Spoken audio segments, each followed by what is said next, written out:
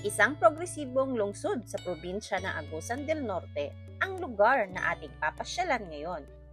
Ito din ay sinasabing hidden gem ng hilagang silangang bahagi ng Mindanao dahil sa makulay nitong kasaysayan at likas na yaman. Hello mga ka-Fit and Wheels! Another day, another vlog! Welcome to the Municipality of Buena Vista. Ang Buena Vista ay isang first-class municipality sa probinsya ng Agusan del Norte. Ito ay may 25 barangay. At sa videong ito ay nakikita nyo ang poblasyon, ang sentro ng bayan.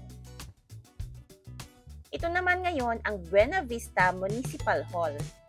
Uy, hindi lamang daw opisina ng administrasyon ito, kundi ito rin ay tinatawag nilang time capsule dahil pinapakita sa loob ng munisipyo ang mayaman na kasaysayan ng bayan mula sa panahon ng kolonyal hanggang sa kasalukuyan. Sayang nga at hindi kami nakapasok sa loob. Nagsimula daw ang kasaysayan ng lugar sa taong 1877. Sinasabi na sa taong ito, may isang pangkat ng mga manubo ang nagsimulang manirahan sa lugar dahil sa yamang dagat nito.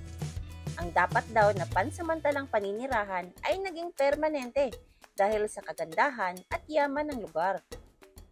May nakakaaliw rin daw na istorya kung saan nanggaling ang pangalan na Buena Vista.